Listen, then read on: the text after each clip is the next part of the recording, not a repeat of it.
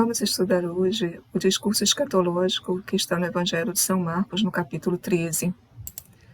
É o segundo grande capítulo deste Evangelho, após o discurso das parábolas que se encontra no capítulo 4.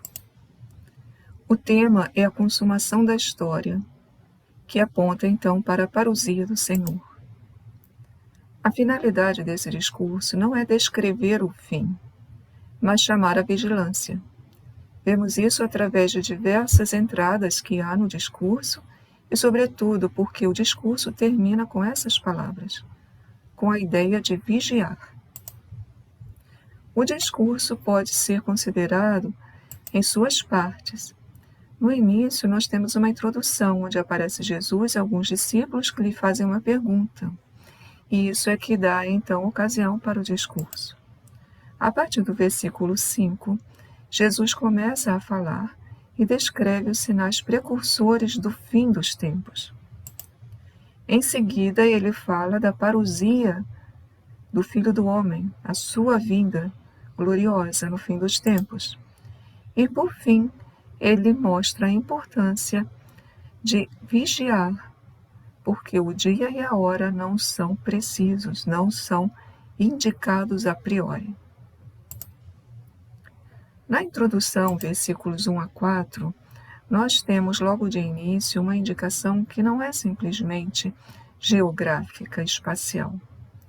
Ao sair do templo, disse-lhe um dos seus discípulos: Mestre, vê que pedras e que construções. Então nós vemos aqui que Jesus está saindo do templo e os discípulos estão alegres, felizes, porque se sentem orgulhosos da grandiosidade do templo de Jerusalém. Porém, essa indicação ao sair do templo, depois dos capítulos 11 e 12, tem outro sentido também. Nós vemos que no capítulo 11, Jesus expulsa os vendedores do templo. E expulsa por quê? Ele diz, porque estão fazendo da casa do meu pai uma casa de comércio. Estão profanando o templo. No capítulo 12, Jesus narra a parábola dos vinhateiros homicidas, onde o filho enviado pelo pai vai ser morto. A pedra que os construtores rejeitaram tornou-se a pedra angular. Então, Jesus é a pedra rejeitada pelos dirigentes. Portanto, capítulo 11, Jesus quebra com o templo está profanado. Capítulo 12, ele está sendo rejeitado pelas autoridades.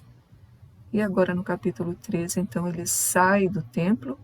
Isso tem um sentido teológico.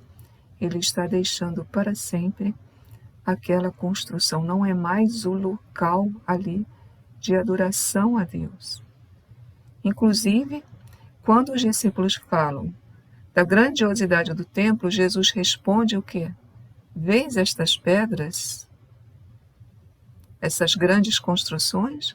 Não ficará pedra sobre pedra que não seja demolida. Ou seja, o templo vai ter o seu fim.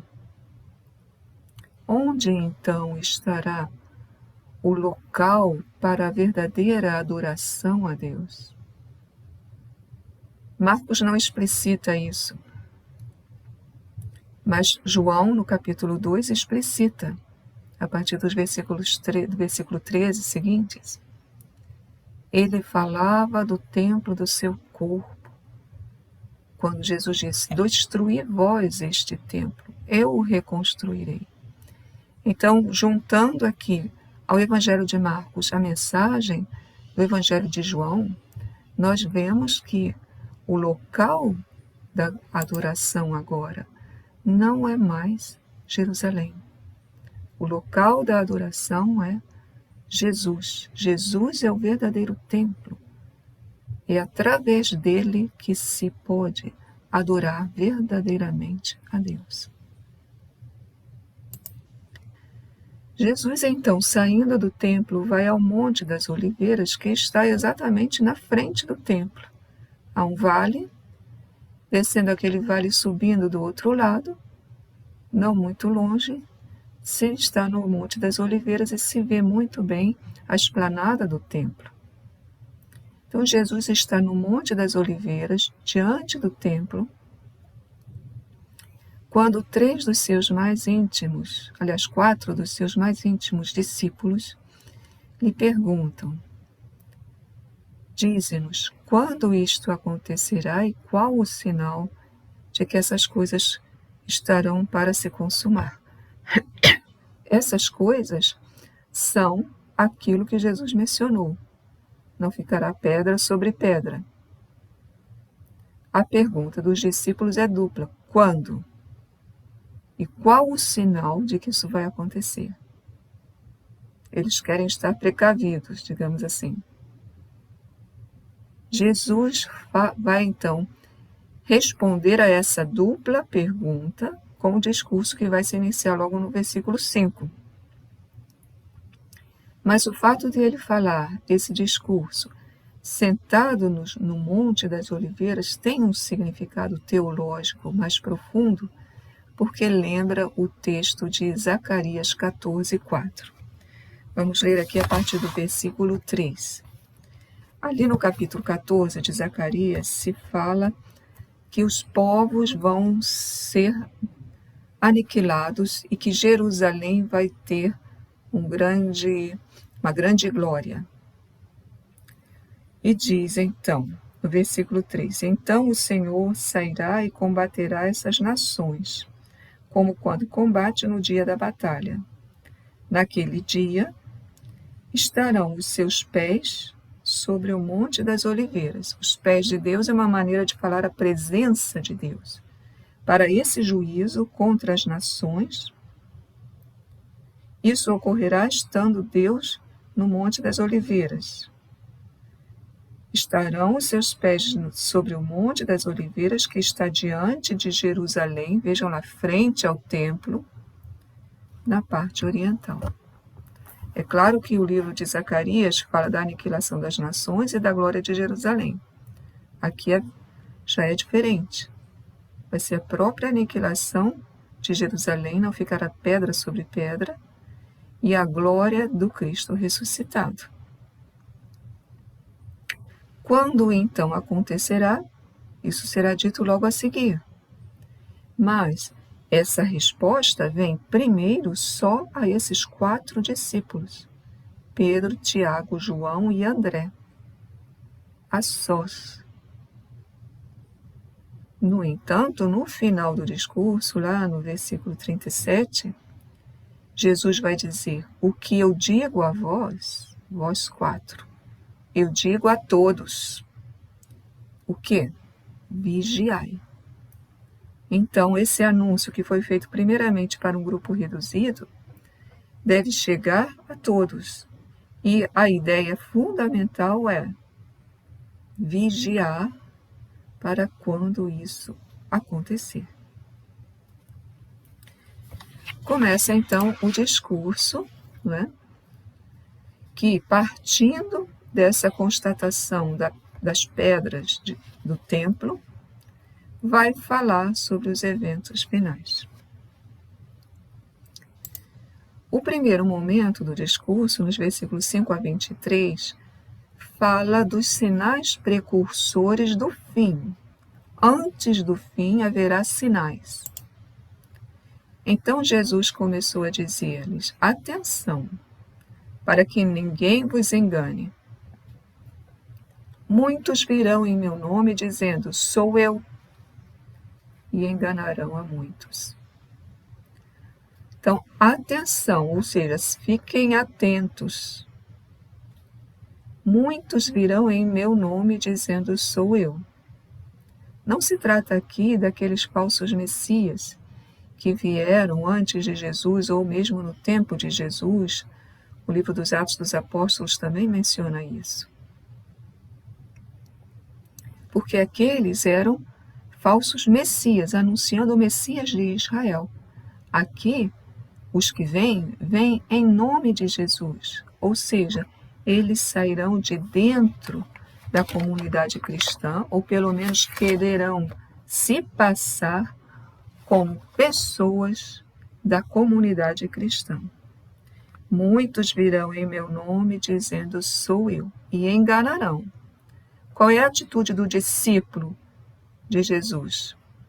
Não ser enganado, porque Jesus já está avisando de antemão. Atenção para que ninguém vos engane. Então aqui nós temos o primeiro elemento que é precursor do fim. Não é o fim, vem antes do fim.